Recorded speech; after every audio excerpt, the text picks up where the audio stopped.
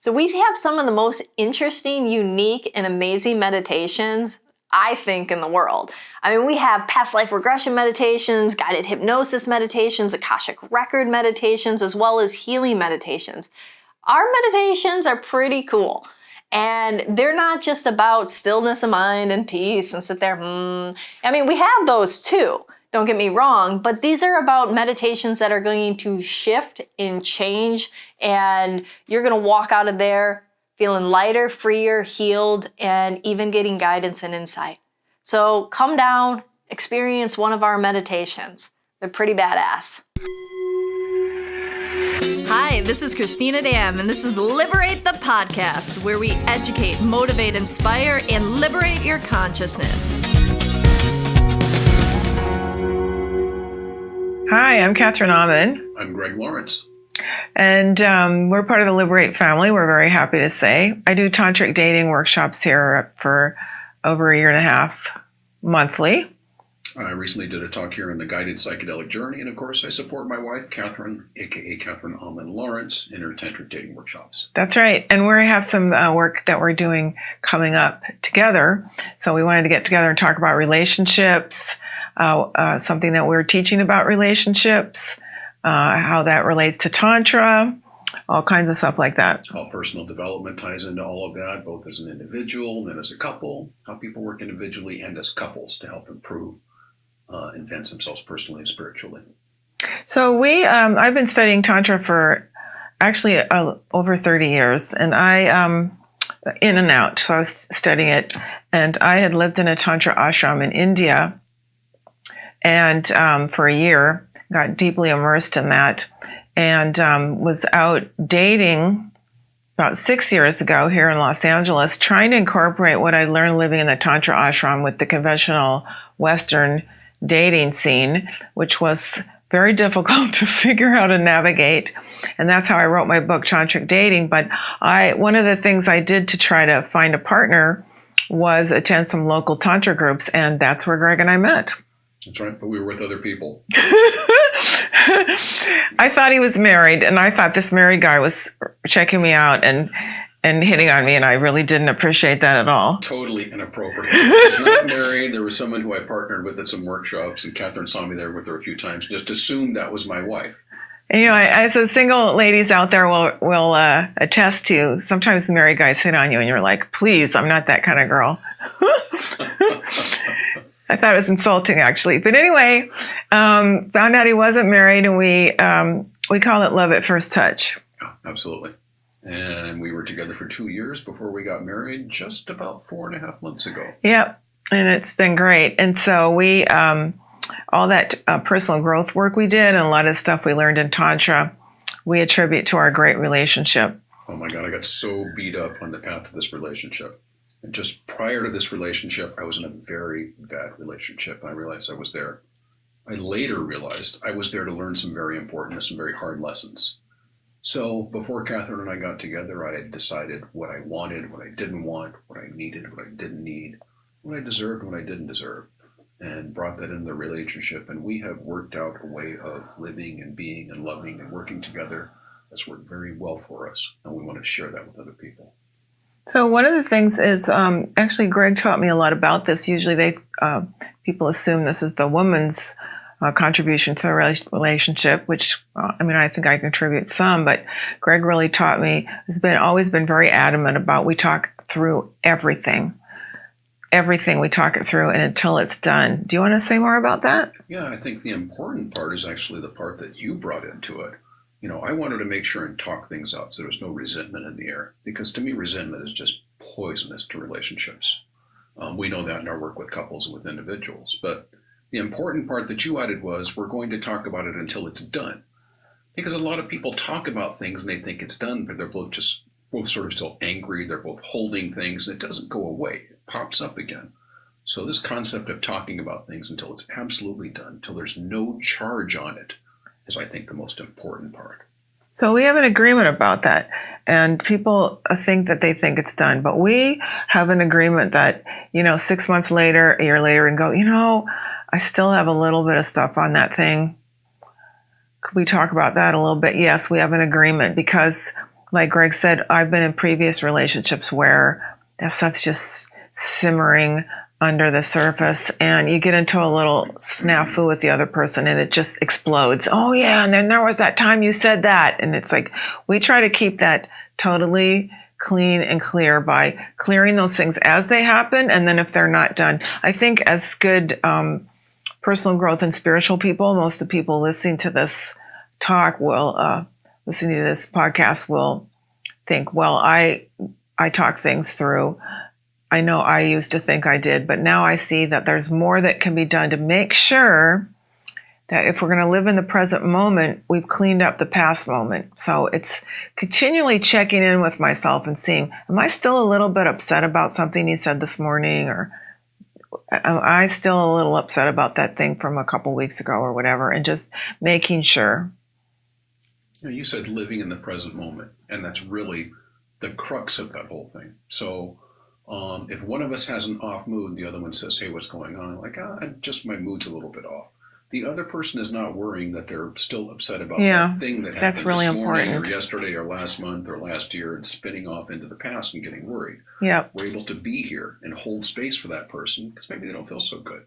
And on the same token, if one of us is off, it's okay that we're off for a while. This person doesn't have to be upset worrying about what's going on with us, so they can hold space so that when we come back, we wake up after falling asleep, being in an off mood. The other person's still okay. So that's one thing we teach couples. I know because I'm a licensed marriage and family therapist also. And then we have these workshops coming up where one of the things we teach is how do you talk things through until the water's really clear. If it's not, that's okay.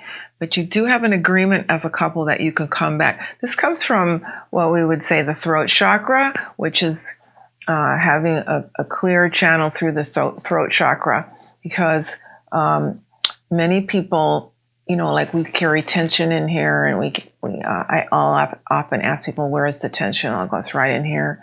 And that is often from things we haven't said, haven't expressed, trying to keep the peace. When I studied John Gottman, who's one of the biggest relationship gurus, he said that we often assume that people that don't fight are having better relationships. Not necessarily. Sometimes people need to fight to clear the air and just say what needs to be said. I mean, there's ways to fight that are more fair than others, but just not talking about stuff, not discussing stuff, pretending like you're not upset is not necessarily the sign of a good relationship. Or just being chill and letting it all pass when you still have a little bit of charge on it. I always tell clients in my coaching work that emotions have a beginning, middle, and end. And part of the reason for people being mentally unhealthy and personally stunted or stuck is because we have a lot of those emotions caught right in the middle, stuffed away somewhere. We haven't acknowledged them. We haven't expressed them. We take anger and we have sadness. We can take sadness. We don't want to deal with it. We don't want to fight. We don't want to feel it.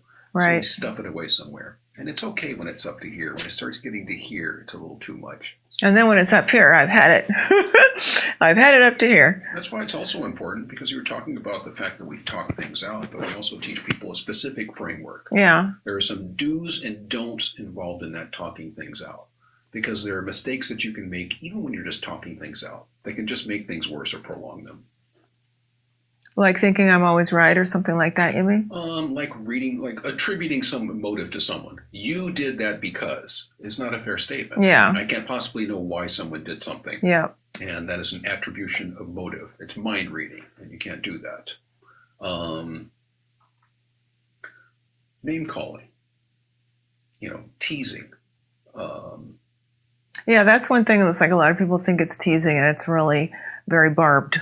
Yeah, teasing is like tickling. It can go too far. Yeah, like your dad. You told me your dad was like that. Yes, just exactly. really like, well, I was just joking. My dad used to do that too. Well, I was just joking. It's like, then how come I feel beat up? Yeah. So, yeah. Of course, you inherit those things. So I learned to be very good at teasing people in such a way that they were flattered and liked the attention. But I think sometimes they probably felt a little prick to it. It didn't feel good. I had to learn to stop doing that.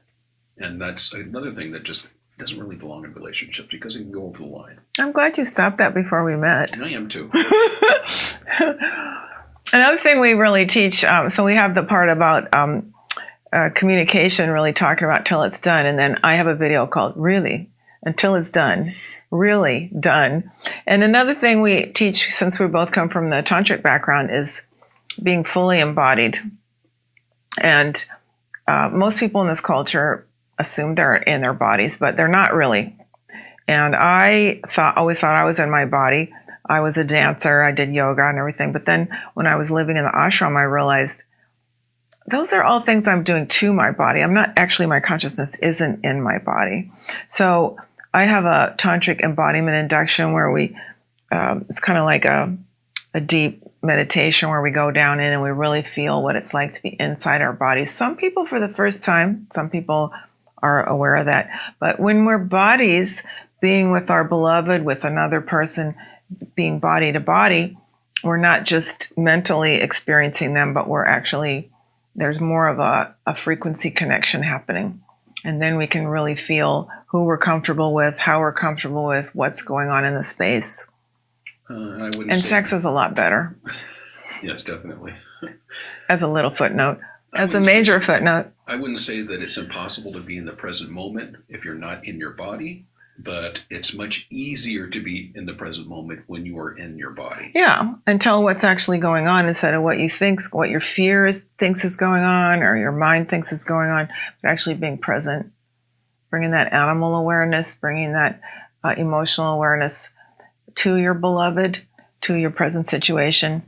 And then we talk in some later workshops about how to bring that kind of awareness into your sex life too. But in the G-rated version, it's just really a way to be present, conscious, and attentive. Yeah, being in the present moment is really the basis of all that. And that is, if you want to go back to the chakra model, then you're in your first and second chakras, and you're building trust with the other person. You're building a sense of rootedness and connection that's going to inform every aspect of your relationship. So if you get the throat cleared, if you get these lower chakra levels cleared, this is a lot what's not happening in a lot of people's relationships that aren't working. I know I was married to someone for 4 years and realized I don't even trust him. I don't trust him. And no, we've been married 2 years, but a previous one. And so that basic level of trust hadn't even been established. So that's going to affect people. I mean, obviously I was counseling a couple that had been married for 20 years in my practice, and they say it takes a long time to build trust and an instant to break. So they had broken their trust, and they're still working at 20 years of trying to establish trust. So if we can date from a place of trying to establish trust, if we can be in our relationships always honoring that sense of trust and rootedness, that's really important. Yeah, that sense of trust, that sense of safety informs the work you do as a therapist, I do as a coach, and that we both do with individuals and couples. Do you feel safe, secure now? Do you feel safe and secure with another person? Do you feel safe and secure in an intimate relationship? Yeah. Because like we always say, things are going to come up in an intimate relationship that don't come up in any other situation in your life. People can do a lot of work on themselves, and suddenly they're in a relationship. It's like, where is this stuff coming from? There are things that only come up when you get into a close, intimate relationship with someone. Yeah, there's a quote that I like to use from the Course in Miracles, which is that love brings up everything unlike itself. So unlike the romantic fantasy, in the psychological and spiritual world, we know that when we love someone, the frequency of love is so high that everything that's not love starts appearing. So crabbiness or old patterns from the past, or, gee, you're acting like my father right now. Any unfinished business I have, any unfinished psychological business, any sort of jealousies. I don't think jealousy is always bad, by the way, but unhealthy jealousies, any kind of issues that we still have to work on as a person are going to come up in the presence of our beloved. And that can be very disorienting for people if they don't understand that that's what's going on. Yeah, you mentioned unfinished business. Every relationship that you've been in and every misunderstanding that was in that relationship, or the the negative patterns in those relationships is going to show up in another relationship. Yeah. But you know this very well. Often that's because someone is repeating a pattern. There's an unconscious behavior there that you're causing you to put out a certain vibration that you're calling back. Right. That's why I think the work that you do around helping people to approach the process of finding love as a loving person, because you have to be a loving person in order to attract love. Yeah. So spot on. Yeah. So this is something that we teach in both that's why our workshops are all available for singles and couples, because the work is the same. It's like you want to increase your own frequency to become a more loving person. And then you bring that to whoever you meet. You bring that to your romantic relationships. You bring that to your friendships. You bring that just with your own self. It's the same thing. And as Greg was saying, in my singles workshops, we work on bringing my own vibration higher, bringing it higher, but also more loving, so that I can my frequency will attract a more loving person. I realized before I met Greg that I had to have one of those revelation moments that's not too pleasant, but thank God they happened, because I had to realize, all the guys I'm attracting are half loving. What's the common denominator here? Me. I'm a half loving person. And I didn't know that, because I had friends and, I was family and had a cat and just like a normal loving person, I thought. But I had to realize by who I was attracting that I had work to do. I was really, as a single person, I was very judgmental. And I didn't think I was, because I was spiritual and everything, but I had to realize I'm very judgmental on stupid things, like what people look like, their shoes, their activities, whatever. And I realized this being unloving in this way was why I was not attracting love. And that's true of myself, and it's true of everyone, I believe, whether we're in relationship or not. So if my relationship if I'm in a relationship and it's not very loving, what am I putting out that I'm not getting love back? And if I'm single and I'm not finding somebody, what am I putting out that I'm not getting back? So I really always feel, as a spiritual person, it's always like, what's my side of the street? How do I need to clean up my own side of the street? So we work on that in the, like I said, it's to attract more love in our life, whether it's in relationship or as a single person trying to attract a relationship, it's the same issue, I believe. One of the things that I absolutely treasure about our relationship is our dedication to personal and spiritual development, both individually and as a couple. And if I bring something to you and I say, hey, this happened, I'm feeling kind of funny about it, I felt a little upset at the time, you'll always stop and think, what is my part in this? Yeah. Even if you don't have a part in it, even if it's my stuff. But I like that we both take the time to do that's an environment that we've created. And I like the fact that we're teaching people how to do that same thing, how to create that same kind of relationship, how to create that soulmate connection. Yeah. And keeping everything clear like this really keeps the sexual energy flowing freely. Because a lot of times people, in the conventional world, they think that, you hear all these jokes about, and everyone just assumes it's common knowledge that, in your relationship for a long time, the sex starts going downhill, or you're an older person, the sex starts going downhill. And 20% of married people, I don't know where they get these statistics because nobody's ever asked me, but anyway, 20% of married people are supposed to have sex once a month or less. 10% are supposed to not have sex anymore at all. They're more like brother and sister relationships. And that can be true, but Greg and I both believe that that's because people aren't clearing. They're not staying clear in their throat chakras. They're not staying clear in their lower chakras. They're not staying alive. They're not staying vibrant. They're not keeping the energy clear with talking about stuff and staying on purpose, spending time together and connecting sexually. And if you do that, sex can become better and better and better and better. And this is not known at all in the conventional world. This was known in the East, in Tantra, and in the Taoist traditions, was that sex was a lifelong endeavor. You could learn the arts of love so that lovemaking in later years was even better than when you were younger. But this isn't in the conventional Western framework at all. So part of what we're teaching in our Tantra workshops is that your sex life should be something that you nurture and grow and keep alive so that it gets better and better. What was that joke you told me about the 100-year-old person? Oh, God. I saw someone was talking about seeing a 100-year-old woman being... It wasn't a joke. It was real, right? It wasn't a joke. Yeah, there's an actual interview. Someone was talking about this interview they saw, and they said this 100-year-old woman was being interviewed. And the reporter asked, at what age do you lose your sexual desire? And she said, you're going to have to ask somebody older than me. I love that. I look forward to that. So, what you were saying is absolutely true. There is no such thing as a honeymoon period. So not just your sexual relationship, your relationship between the two of you, if kept clear, and if you have some agreements in place on how we are going to communicate and how we are going to interact as a couple, then there's no such thing as a honeymoon period. That is a myth. It's not true that people start tiring of each other if they love each other.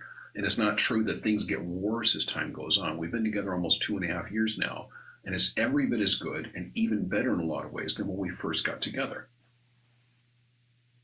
That doesn't take a lot of effort. It takes avoiding some mistakes, some common mistakes that people make. Yeah. And it takes a little bit of effort. People don't work on their relationships as hard as they work in their jobs in many instances. That's true. A lot of clients I work with, when you ask them something that's going on, a lot of times it's something like, well, I get very impatient with my husband, wife, spouse, significant partner, significant other. Okay, do you do that with your boss? No, I don't. All right, then you have given yourself permission to be unkind to this person. Right. I know in previous relationships that would come up. Yeah. I just had a guy tell me the other day that he and his wife don't have sex anymore because he's not attracted to her because she put some weight on. And Greg and I were both like, that's not why.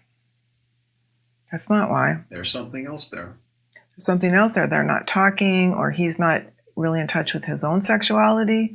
They're not sitting and feeling each other in embodied. He's just looking with his eyes. Because in the Tantra world, we can often feel and see the attractiveness of everyone. That doesn't mean we're going to be with everyone, but part of what we learn and practice is everyone is a very attractive being. Once you sit down and be with them and get to know them, we do exercises. We did these at the ashram, and I do them a little bit in our workshops, but mine and ours, where we actually sit and look into the soul. You know, the eyes are the, what do they say that? Eyes are the windows to the soul. Yeah, the eyes are the windows to the soul. So we sit and really look in the other person's eyes, and you cannot help but fall in love with someone if you really connect with their soul.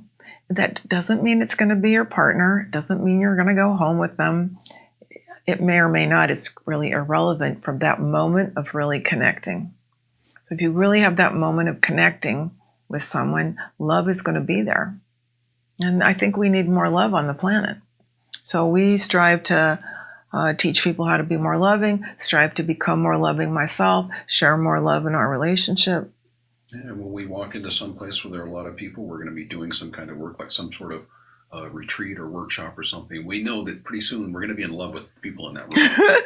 That's right. Yeah. We went and did a weekend workshop out in Joshua Tree, and we walked in and we go, well, it won't be too long before we're in love with everyone. So it's a tough life being in love with everybody, but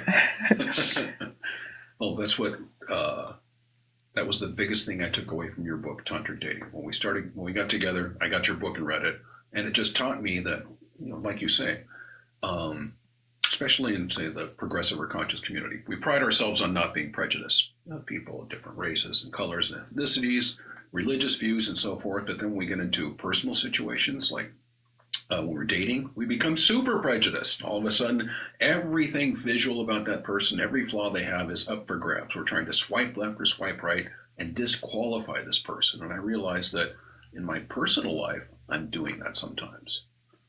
So, when I meet a person, I'm not trying to find what's good about them. Well, I should say I met, because that's what I do now. At the time, I realized there were times where I'm just trying to get past this person or just trying to get this conversation over with. Instead of enjoying the interaction that I'm having with this other most likely fascinating human being who's got a story far different from my own that I'd like to hear about. Yeah. This is another thing where the tantric worldview is very different from the conventional worldview. Because in the conventional worldview, to be friends with someone is very different than is the opposite end of being romantically or sexually involved with them. So you'll hear things about people don't want to be in the friend zone. Oh, he put me in the friend zone. She put him in the friend zone. And that's supposed to be a negative thing. And when I lived in the Tantra ashram, my spiritual teacher Osho says that friendship is higher than love. And so we would be there, and men and women, women and women, men and men would become friends first, and then see if a sexual friendship was possible. What's the statistic from John Gottman? John Gottman says, who again is the big guru on relationships, he said that 70% of happily married couples or happily married type couples say that the friendship is the most important quality in why their relationship is successful. And that does not fit in any respect from how we go into the swiping dating culture. We're not looking for friends. We're looking for someone who looks like a fashion model or looks like a movie star. That's the swipe left or right criteria, not could I be friends with this person, because that's the friend zone and that's negative. So we're actually looking for something that's not going to work for a relationship.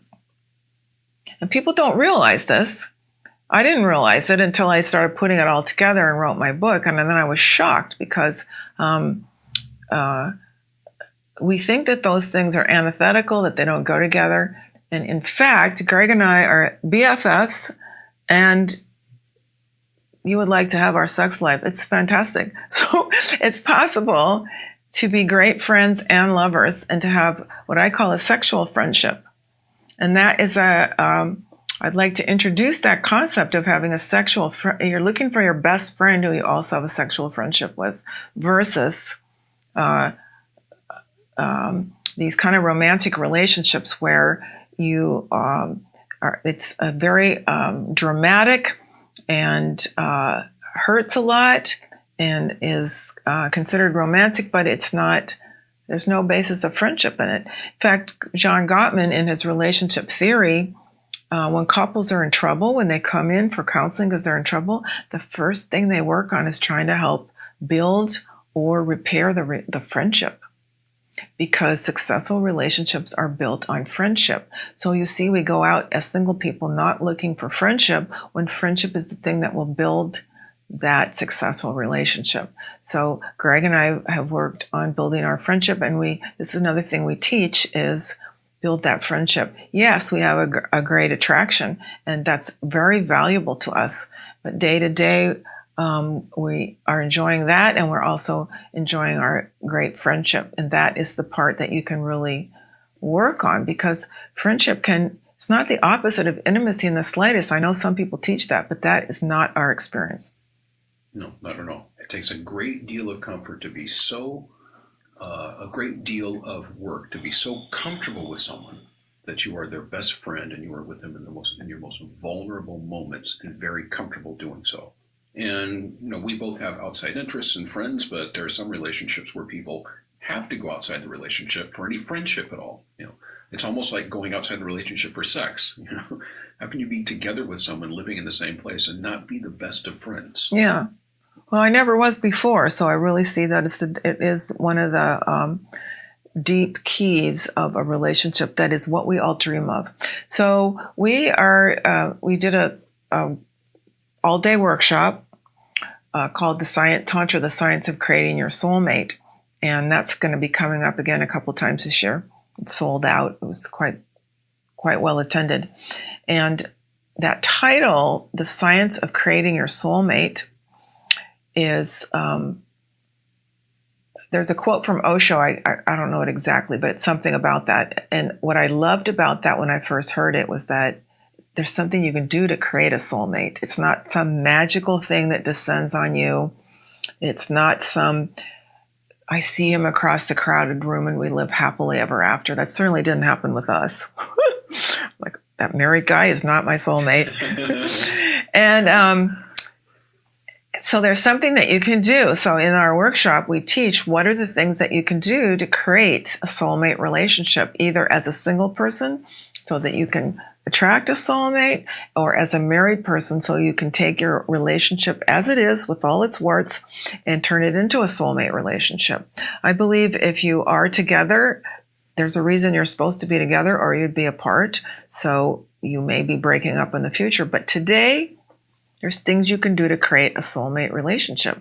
And those are some of the things we've touched on in this brief conversation, which is building more of a friendship, becoming more fully embodied, starting to speak truth, starting to speak all the truth, having agreements in your relationship about speaking the truth and about being able to talk about something, even if the other person's tired of hearing about it. Why aren't you done with that yet? We have an agreement. We can still talk about it. Those conversations are tough sometimes. They are. It doesn't.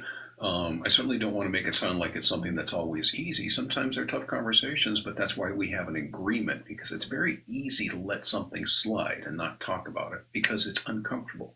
But it's going to come back and bite you if you don't do that. Yeah, and then there's that moment, and it's like maybe you're crying, it's so difficult, and then there's that moment when, it breaks through and there's a release, and you're like, oh, we finally got to the crux of what that was. Then the energy's flowing again, then the sexual energy's flowing again, then the love is flowing again. There was just a log jam in the way, and when you clear those, there's something metaphysical that happens. It's just, the release happens in the space, and you're like, oh, and then it's all, then you can breathe again. How would you say that? It's just... I would say that there is a process. You said clearing. Yeah. Clearing. There's a process of clearing, because that state, when you're really close and you feel really close to someone, you feel really loving, and that person's touching your soul, that's your default state.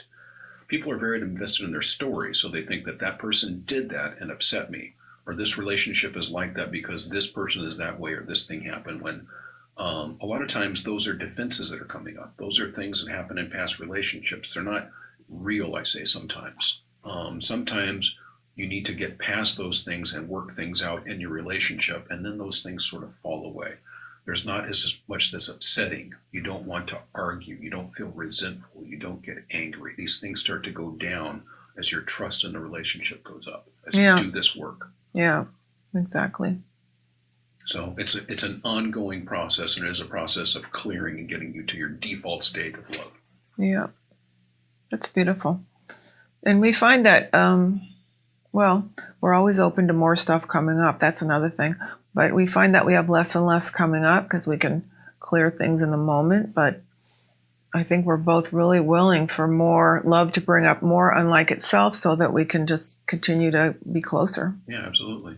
There's a thing in meditation. Sometimes when I'm teaching people about meditation, some people don't want to meditate because thoughts keep coming up. And I let them know, well, that's kind of that's what happens. Yeah, so they come up, that's training you to deal with those and let them go by. Unless they come up, you can't learn to meditate more. Unless you start making the mistakes, you can't become more successful. Yeah. So things coming up for us, we realized at some point, well, as these things come up, for us, because we talk about them, they're gone. Yeah, they're not things that keep coming up. Exactly.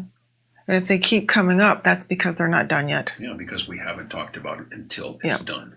So I know in previous relationships, things would keep coming up and coming up and coming up and coming up. And it would seem like such an irritating, horrible thing, like it seemed so wrong. And from my perspective now, being in a relationship that works, I would say those things keep coming up because it's just the universe saying to you, finish this. Here's another opportunity. Finish this. Here's another opportunity, And once you finish it, then you get that clearing again. It's beautiful. Let's talk a little bit about the other thing we're doing on conscious touch. Okay. Do you want to say something about that? Yeah, there is a way of touching and being touched. There is an art to giving and receiving.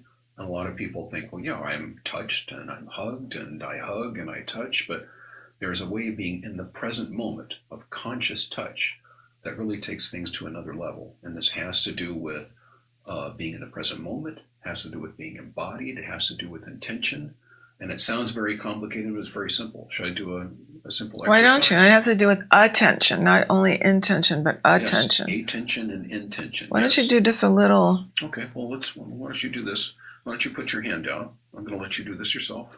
Oh, okay. Right. So I'm going to have you first take a couple of deep breaths. You guys could do this along with us. Take a couple of deep breaths in your stomach and feel your ribs expand as you do that.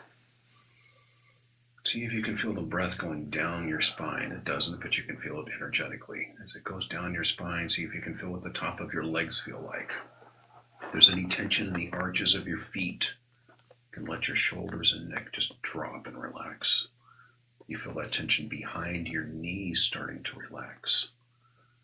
You feel that your front, your chest, you feel your shoulder blades relaxing. You feel those muscles between your shoulder blades just softening a bit and letting your shoulders drop even more. The muscles on the side of your head and the top of your head relaxing as you relax your tongue and gently unhinge your jaw. Another deep breath in. And now slowly, just with your right hand, start to draw a little clockwise circle on your left hand.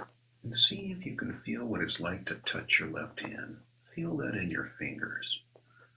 How does it feel to touch your left hand? Touch it like it's someone else's hand.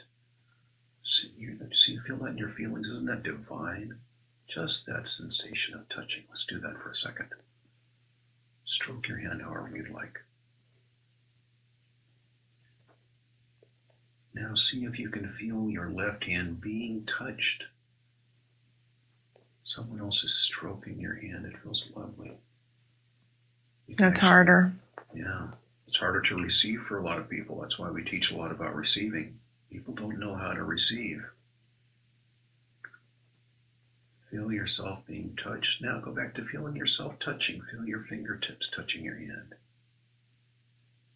And then feel yourself being touched. Feel your hand being stroked by your right hand. Now see if you can feel yourself touching and being touched at the same time. You feel your hand stroking your hand, and you feel your hand being stroked by your hand. Your left hand is being stroked and your right hand is stroking. See if you can concentrate on both of those at the same time. How does that feel? A little bit different? I like it. Yeah. Being pulled into the present moment, paying attention. Your energy and attention go where your touch is. Pay attention to where you're touching. Okay, we can stop. Pay attention to where and how you are touching someone. What a lot of people do is they will see someone who they think is beautiful. They think about touching that person from the time they meet them. They're very attracted to them. Finally, they get to touch their body. When they do, they start thinking about, oh my God, what should I do? Does that feel good? Am I supposed to do this? Do I touch that person over here? Instead of enjoying the act of touching this person in a loving way with presence and attention.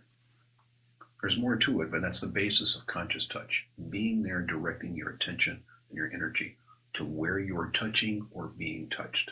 There's certain ways to feel that and to experience it but that's the basic part. It's beautiful. It's actually G-rated lovemaking skills that are that we're going to be teaching these and a lot of other awareness practices that underpin.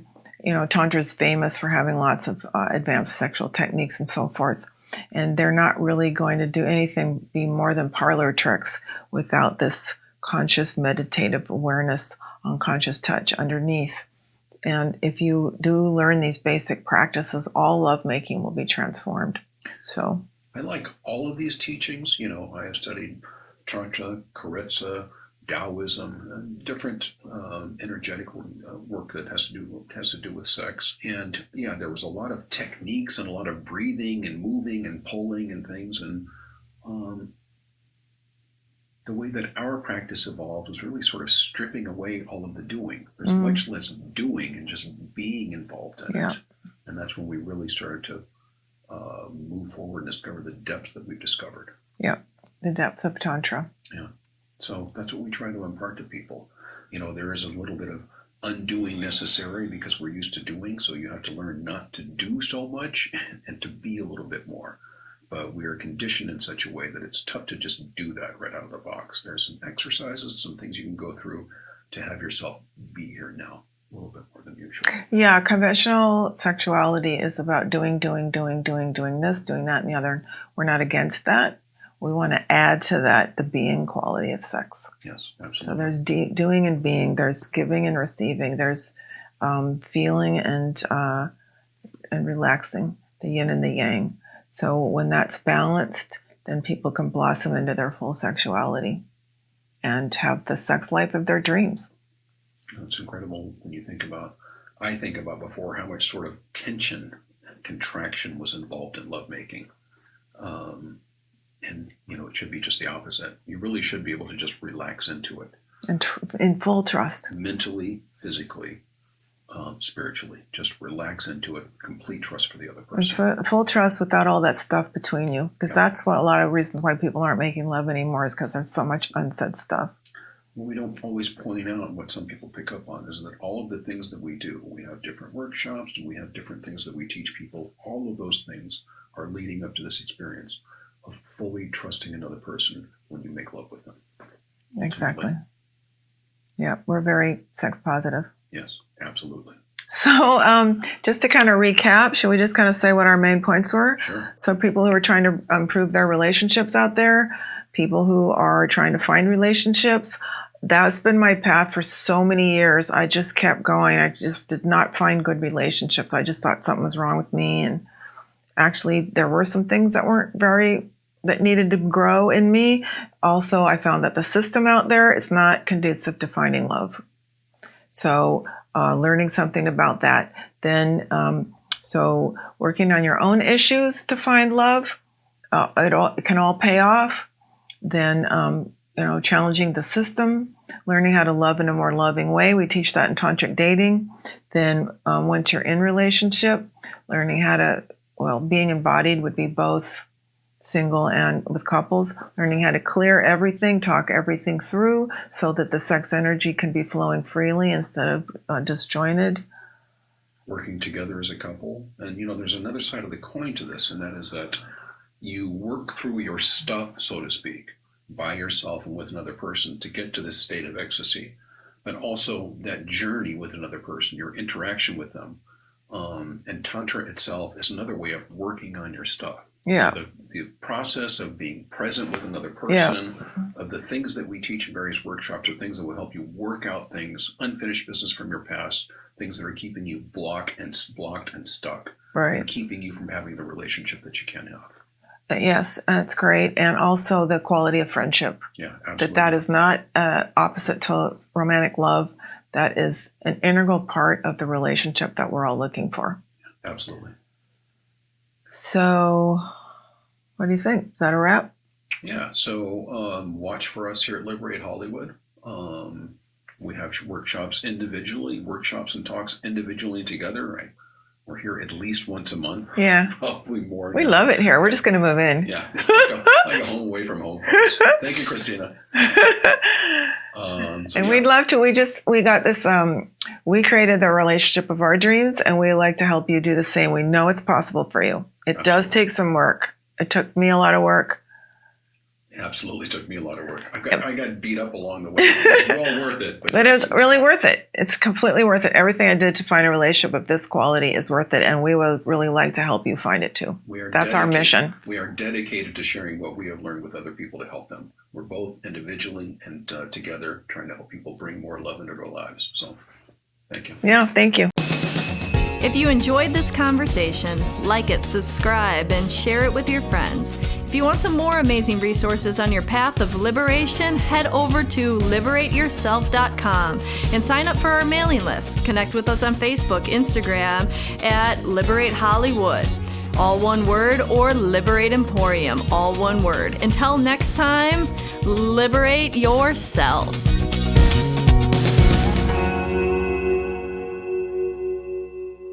If you're thinking that you want to take that action step, why wait? Book your session right now. Go to liberateyourself.com, click on either Liberate Hollywood or Liberate Emporium, see our amazing practitioners and who resonates most with you. And then book a session via Skype, phone, or in person. We're here for you, and it's your time to start creating your life.